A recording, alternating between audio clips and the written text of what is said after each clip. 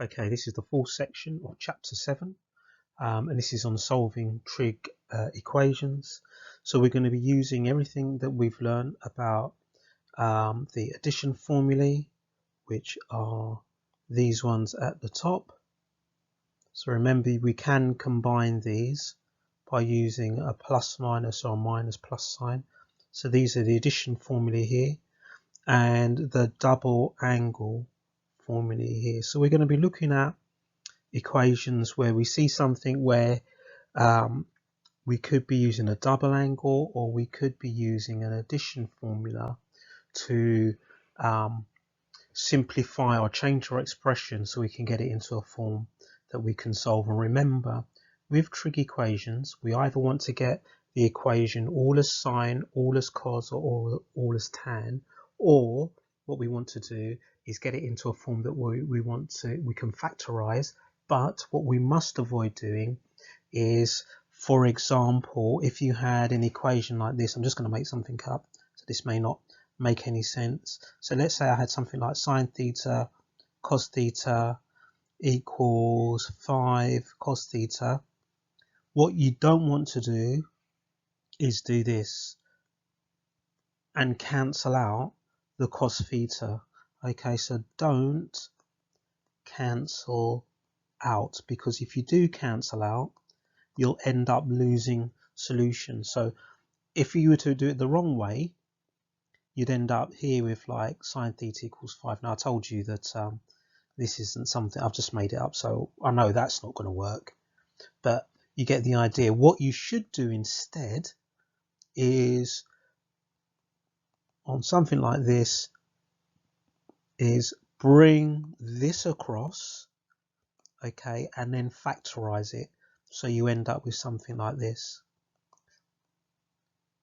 Yeah, and then you would either solve this part or this part. But you see that by cancelling out, what happens is this gets lost and you won't end up solving it. You'll end up just solving this bit. So don't cancel out, yeah, because you'll end up losing solutions. Okay, so on this one here that I'm trying to solve, I can see this bit here, cos something minus something. So that tells me, right, let's use the addition formula for cos, and because it's minus, I'm going to be using cos A minus B, and that's going to be cos A cos B plus sine A sine B. Right, so what I'm going to have is 4 times by cos A, which is theta, cos B, which is cos 30, plus sine A, which is theta, sine B, which is sine 30, equals 8 root 2 sine theta. Okay, so let's see what happens here. Now the cos 30, and remember we're working in degrees, so make sure that your calculator is set up in degrees now, not radians. Cos 30, this is probably one of the ones we should know, is root 3 over 2. So I'll have 4 root 3 over 2 cos theta. And sine 30, that's another one we should know, is a half. So then plus a half sine theta equals 8 root 2 sine theta. I'm going to expand out the brackets.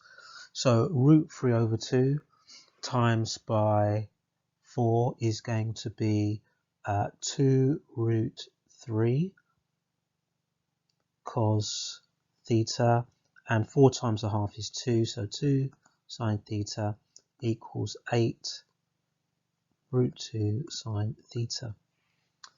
Okay, right, what we can do is, if we bring both the sines to both sides, so we'll have something like 2 root 3 cos theta equals, so if I do 8 root 2 and I subtract 2, I'll end up with basically negative 2 plus 8 root 2 sine theta. Now I can do sine divided by cos, so I'm going to take the numbers over to the left and the cos over to the right, so I'll have 2 root 3 over negative 2 plus 8 root 2 equals sine theta divided by cos theta, and that's tan theta. Okay, so I'm going to find my first solution by doing the tan inverse of 2 root 3 over, let's tidy up that 3, 2 root 3 over negative 2 plus 8 root 2. So let's do that. That's not one I can do in my head, so I definitely need a calculator for that. So 2 root 3 over, whoops, let's type that in a different way. So tan inverse, type in the fraction button first, 2 root 3, then at the bottom, negative 2 plus 8 root 2. Nice thing with these new calculators is you can just type in 8 root 2, you don't need to do times here. Okay, and that gives me 20.40 to 2 decimal places, 20.40 as my principal solution, the first solution. So I now need my cast diagram to see if there are any other solutions. C-A-S-T. Noticing that my solutions need to be between 0 degrees and 360 degrees. So I get, let's draw this angle on, so 20.40 degrees. Let's do this, a nice little cross. And we have a solution in the A part up here, which means it's where everything is positive, and we're solving for tan. Where else is tan positive? Well, it's over here. So this was going to give me my other solution, which is going to be 180 plus 20.04, and that gives me a solution here of 200.40. I think I said 04, I meant 40.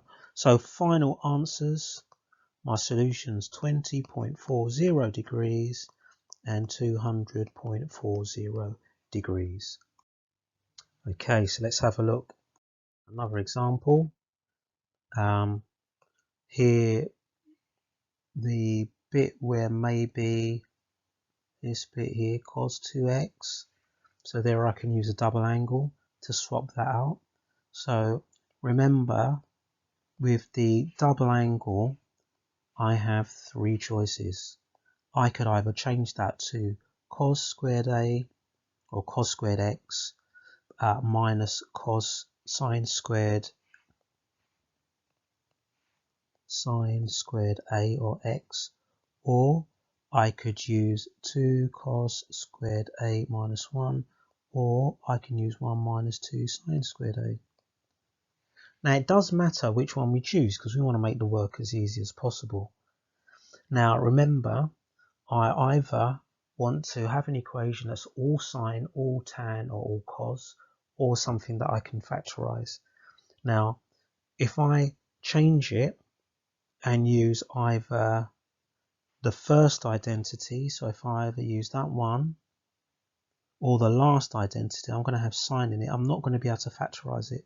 So I'm going to change it using the second one, so I have an expression that is only cos. So I'll have 3 using the second one, 2 cos squared x minus 1 minus cos x plus 2 equals 0.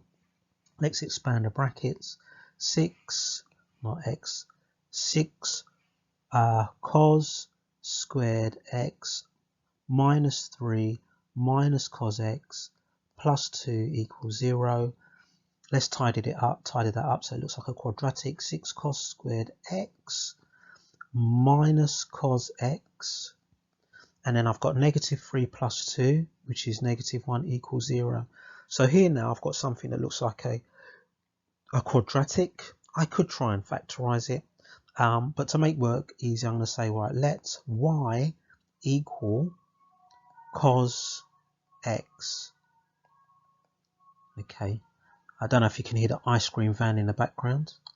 So this now becomes 6y squared minus y minus 1 equals 0.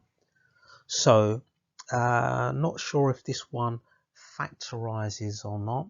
It's always worth trying to see if you can factorize it before you use the quadratic equation on this. But in the heat of an exam, you may not necessarily like spot what the factors are. So let's just jump to our GCSE method. So we do the first number times the last number. That gives you negative 6. So I'm looking for two numbers that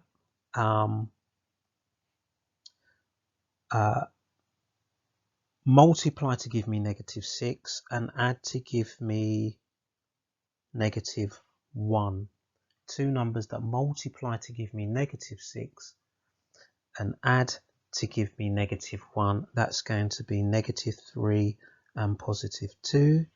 Now this is a slightly different method. You may or may not have seen this. So I'll write 6y minus 3 in the first bracket, 6y plus 2 in the second bracket, and then what I do, I see if I can cancel down. I can divide this by 3, both of those by 3. I can divide both of those by 2, and if I do that, I will get 2y minus 1 in the first bracket, and I'll get 3y plus 1 in the second bracket. There we go, it's factorized. So that may be a slightly different method to what you've seen. So let's solve this. So either 2y minus 1 equals 0, which means that 2y equals 1, which means y is a half. And from the second bracket, 3y plus 1 needs to equal 0, which means 3y equals negative 1, y equals negative a third. Now remember, we said back here, let y equal cos x, so we need to substitute back.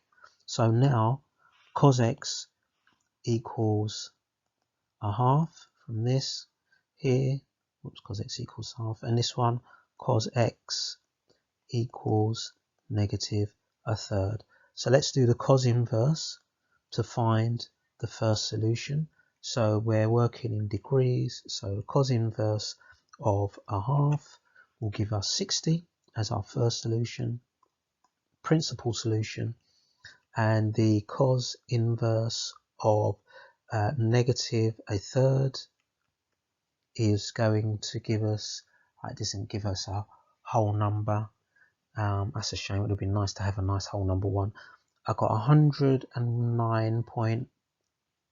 109.47. I normally give angle answers to these questions to 2 decimal places. 3 significant figures should be fine. But I normally do 2 decimal places. Right, cast diagrams to find the other solution or solutions. So, whoops, 60 degrees is there, C-A-S-T. We've landed in a bit of the diagram where everything is positive. Where is cos positive? Down here. So the other solution I'm going to get by doing 360 minus 60. So I get 300. So let's just highlight these so I can see my solutions. 60, 300. Okay, we're going to need a cast diagram over here for 109.47. So 109, it's bigger than 90, so maybe something like this. So that means that this angle here is 109.47. CAST. We've landed in the part of the cast diagram over here where sine is the one that's positive, cos is negative. Where else is cos negative? Cos is going to be negative over here, like that. So this will give us the other solution. So the other solution we're going to get over here. Yeah. Now, to help us work out that angle, well, actually, what I could say is the other angle is going to be, I'll let you think about this, 360 minus 109.47. Yeah, just think about how I got that. 360 minus 109.47. So I'm just going to do 360 minus my answer, and I get 250. So 2 decimal places 53. So now I have my other solutions. So that one there and this one here.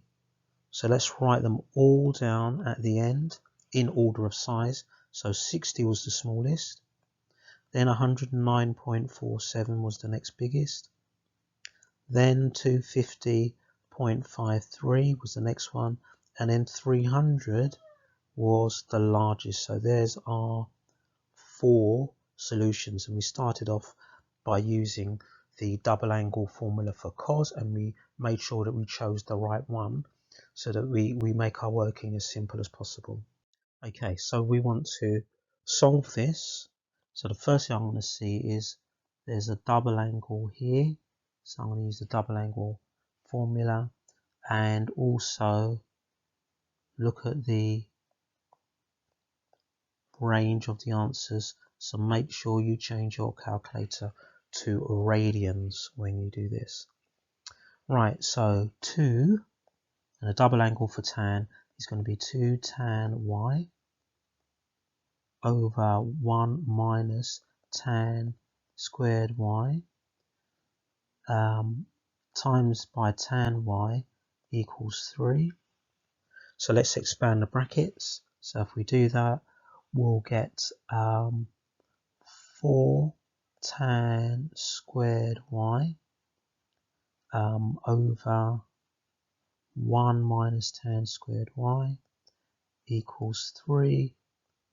Let's multiply both sides by the denominator, so you get 4 tan squared y equals 3, and then 1 minus tan squared y, like that. Let's expand the brackets on that side, on the right hand side, so 3 minus 3 tan squared y. Let's add 3 tan squared y to both sides, so 7 tan squared y equals 3.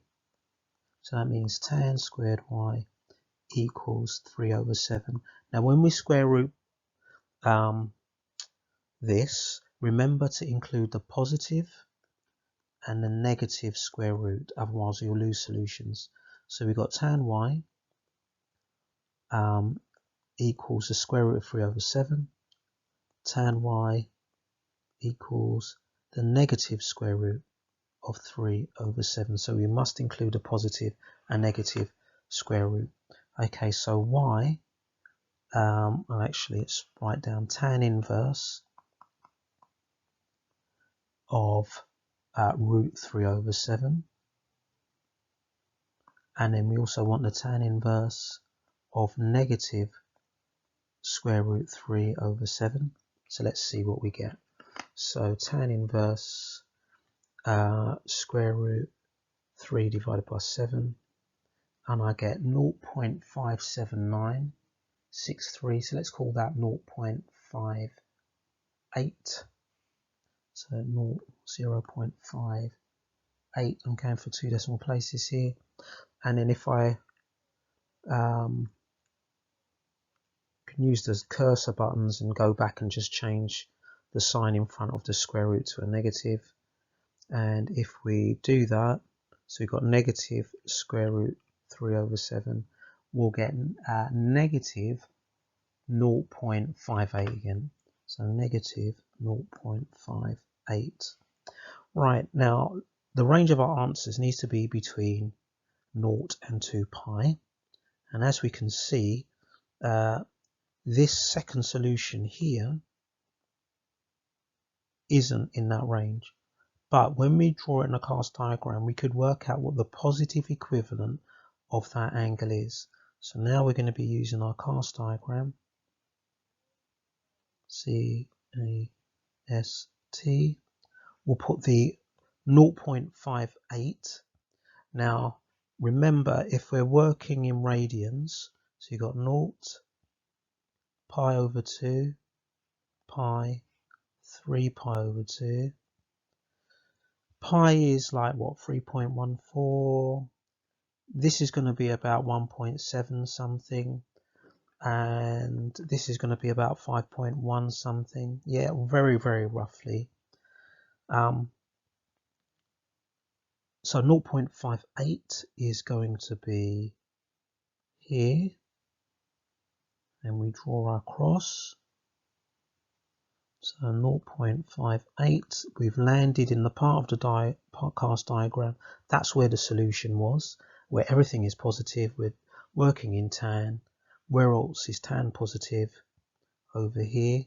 So this is going to be the other solution that we're going to get here. So that's going to be pi plus 0.58. So let's write these down. So I've got 0.58 already.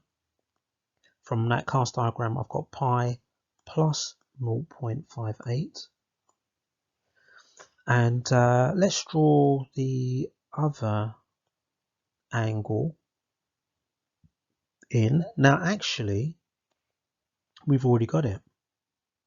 This one here is the negative 0.58, isn't it? Yeah, it's just going the other way round.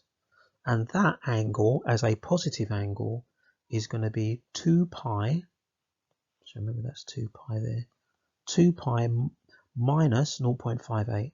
So next angle, 2 pi minus 0.58. So let's write down our final answers. 0.58. Let's now do pi plus 0.58, and I get 3.72. 3.72, and then my last one is going to be 2 pi minus 0.58, and that leaves me with 5.70. So 5.70. So there's all my solutions for that one. Okay.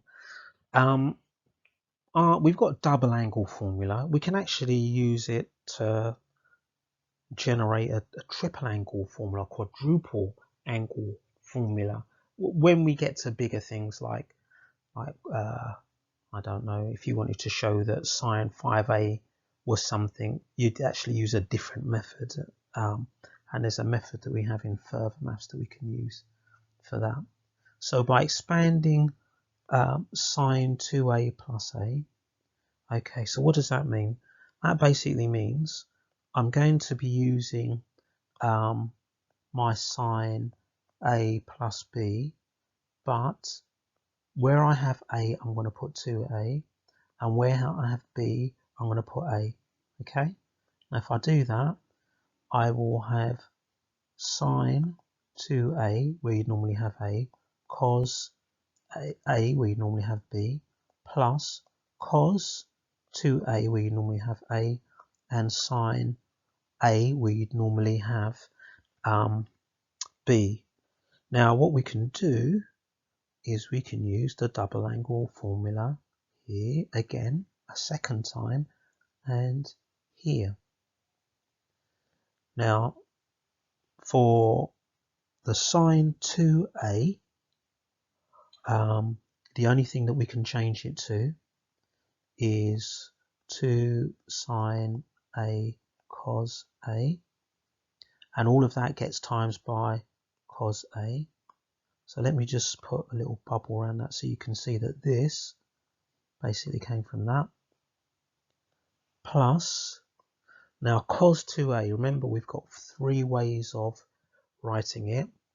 If I look at the answer, what I'm trying to get to is all sine. So I think it would make sense to use the sine form of cos 2A.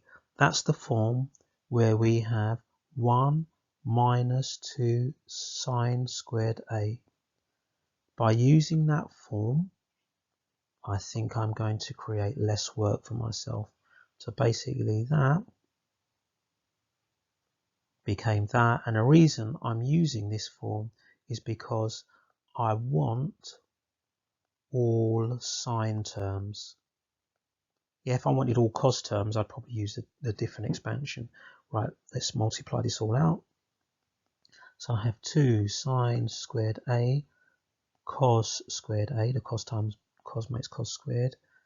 And then if I expand the brackets, I'll have plus sine A minus 2 sine cubed A, like that. If I expand out the brackets, now the only thing that's left I need to get rid of is that cos squared A. Now I can change that using a year 12 identity. If I use sine squared plus cos squared, I'll have cos squared is 1 minus sine squared. So I'm going to put 1 minus sine squared in its place. So basically, let's put a little bubble around that, like my bubbles. Became that 1 minus sine squared. So plus sine A minus 2 sine cubed A. Let's multiply the brackets. 2 sine A minus 2 sine cubed A plus sine A minus 2 sine cubed A. Let's tidy this up. I've got a negative 2 sine cubed, and I've got another negative sine cubed. So that's going to give me negative 4 sine cubed A. And then I've got a 2 sine A plus another sine A, that's 3 sine A. And if I just spin it around to put it in the form that they want, which is 3 sine A minus 4 sine cubed A. So we've now got it in the form that they want, and we found the answer. So now we'll move on to part B. Now, whenever you get a question that says hence or otherwise, hence means use what you've just proved, otherwise means start from scratch, and we're not going to do that. For theta equals 0, it's between 0 and 2 pi, so we know that we want a solution in radians. It says we're going to give our solution in terms of pi, so that means they're going to be exact. And we've been asked to solve this equation here.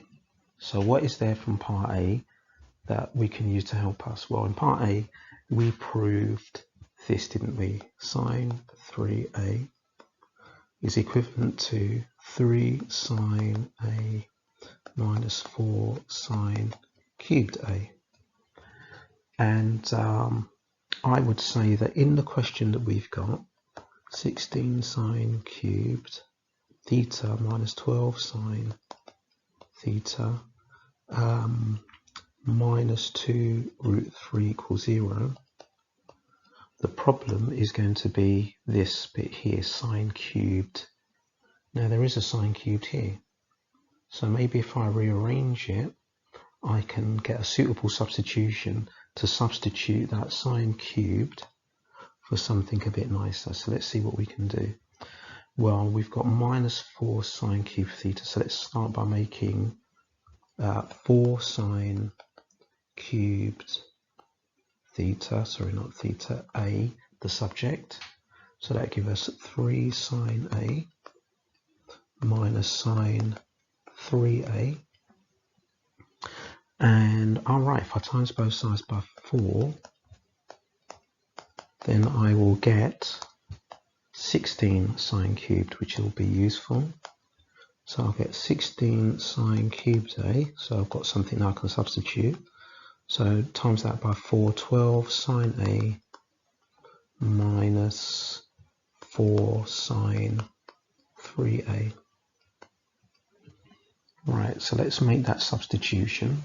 And I'll just write down here, since 16 sine cubed theta is going to be equivalent to 12 sine theta minus 4 sine 3 theta, we're going to have this now, 12 sine theta minus 4 sine 3 theta. So there's the substitution. The 16 sine cubed is now gone and been replaced with this. Minus 12 sine theta minus 2 root 3 equals 0. Now that's quite nice. See how these cancel out? 12 sine and minus 12 sine is gone. So that will just leave us with minus 4 sine 3 theta. And then I'll move the 2 root 3 across, equals 2 root 3. Then divide both sides by negative 4. So I'll get sine 3 theta equals, so what will that be? Negative root 3 over 2.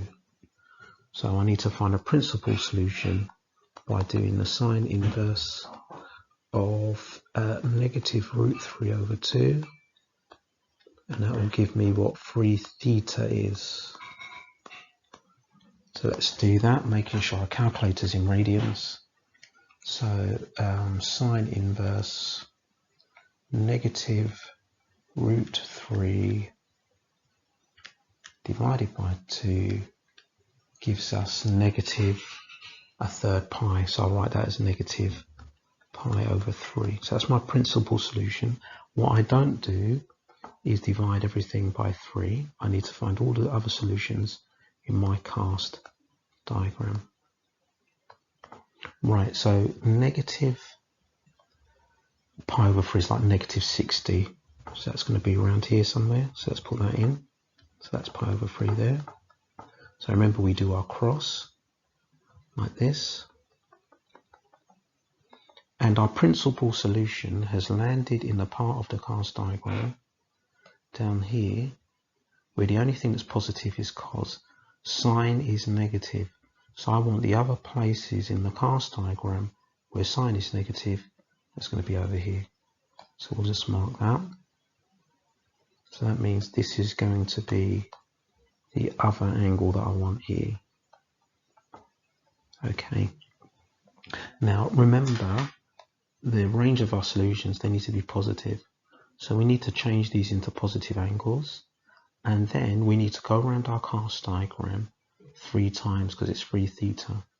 So 0, pi over 2, pi, 3 pi over 2. Right, so let's start finding all these solutions. So obviously we're going to change that to positive. So go around this way. So this angle here becomes pi plus pi over 3. Pi plus pi over 3 is the first one. Carry on. This will become 2 pi minus pi over 3. 2 pi minus pi over 3. Okay, that's our first time around. We're going to go around again. So if I go around a second time, this will be 2 pi. This will be 3 pi. So this is 3 pi plus pi over 3. 3 pi plus pi over 3. And then keep going. This will be 4 pi minus pi over 3. 4 pi minus pi over 3. And then the last time round, keep going. So this will be 4 pi here. And then 5 pi. So this will be 5 pi plus pi over 3. 5 pi plus pi over 3. And then the very last one, we'll get round to here. This will be 6 pi So this will be 6 pi minus pi over 3.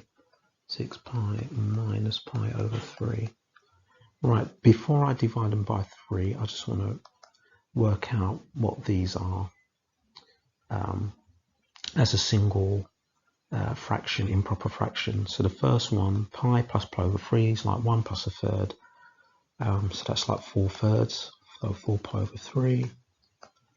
The second one, this is like 6 over 3 pi, so 6 minus 1, that'll be 5 pi over 3. Then moving on to this one, this is like 9 pi over 3 plus another one, that'll make 10 pi over 3. This will be like 12 pi over 3 minus 1, so that'll be 11 pi over 3. And then here, that's like 15 pi over 3 plus another one, so that's 16 pi over 3. And the very last one, this will be like 18 pi over 3 minus 1, so that would be 17 pi over 3.